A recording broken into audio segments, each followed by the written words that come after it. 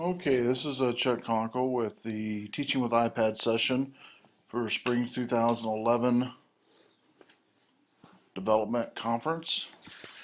And this presentation is just going to go over some of the differences in iPad 2, some of the tools available, and ways to use iPad 2. I've modified it since the session today just to add some extra information on application and links. So iPad basically is developed by Apple, very small footprint.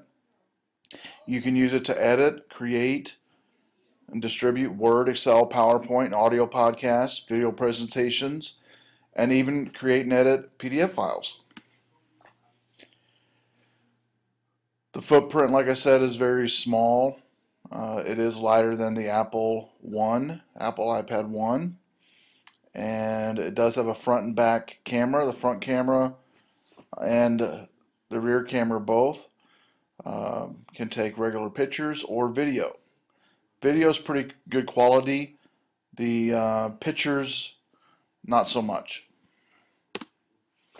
So, teaching with an iPad, you can research via the internet as you would with a laptop or desktop. You can create presentations.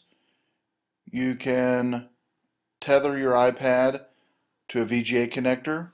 You can walk around wirelessly, as I did in class today. And you can record screencasts. So to record screencasts, you're going to need the following: an iPad, a Windy 31 wireless router, and you can just Google that and it'll come up. You can buy it at Amazon. X-Tag wireless microphone, Google that as well, and Amazon has those, about $170. Screencastomatic.com. This is a website where you can go to and record screencasts. There's apps that allow you to save to and from an iPad would be Dropbox and Goodreader. To use a iPad to present, there's two ways you can do it. One is wired and the other is wireless. You need a VGA adapter or a 30-pin to HDMI adapter. And what it does is it mirrors what's on the iPad screen to the projector using a VGA adapter, or to an HD TV using a 30-pin to HDMI. To wirelessly connect or present using the iPad, you're going to need to connect the iPad to the same wireless network as the laptop's connected to, that's connected to the overhead or desktop. Needed software for this: Dropbox to save documents to and from to present. So each of the below applications gives a URL address to type in the PC or Mac. AirSketch allows you to predict wirelessly PDF images or whiteboard. Pros for this: it's easy to mark up PDFs, has built-in drawing tools. Cons, a little hard to advance, has these little small arrows you have to use to go forward and back. Air Projector. This is a free application that allows you to project wirelessly PDF and images. Good for presenting PDFs. This is the one I use the most probably. Very easy to advance screens, and when you press and hold on the screen with your finger, it shows a virtual laser pointer. The cons on this: it only shows PDF and images. Does not have the whiteboard, and you can't mark up the screen as you can with AirSketch. Both AirSketch and Air Projector, by the way, are made by the same company called Crayon, Qrayon. Next is Mobile Presenter. This allows you to project wirelessly PDF, Word documents, Excel documents, PowerPoint images, whiteboard, and also displaying web pages. This one costs about $10. Pros for this one is most document types can be viewed. Document management's built in. You can upload documents wirelessly from a PC to the iPad or from Mac to the iPad. Again, kind of clunky when advancing screens, but it probably has the most tools available out of the three that I'm showing you today. Now here's some must-have apps that I did not have time to put on the board today. I thought I'd put them in the presentation here. Dropbox, we've talked about that, but and showed you in class where you manage documents. They do have applications for Dropbox for a Mac or PC.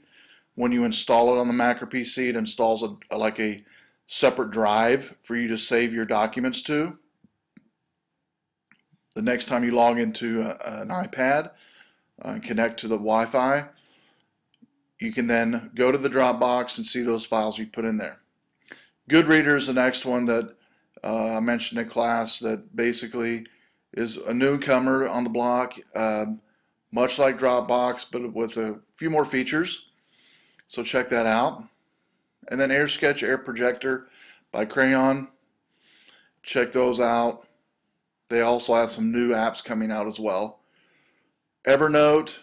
Evernote allows you to create notes and mark up notes. Dragon is a speech recognition software. To what you speak, it types. And then finally, Note Plus. This is probably one of the most popular applications to take notes and record notes. And in fact, a lot of people wish it would come built in the iPad. So check that out as well. Keynote to create presentations, Pages to create Word documents, newsletters, letters, Flipboard. This is just for entertainment purposes, but you can add in Facebook, Twitter account, news articles, all from one pretty neat application. eClicker, this is an application, it's an eClicker host for an iPad to where you can actually create on the fly quizzes and surveys for students to take. And then Skyfire, web browser besides Safari that's built in.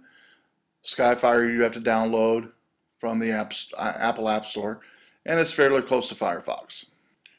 Well, if you do have any questions, make sure and visit the RBC podcast group on Eagle. There's my email, and enjoy your iPad.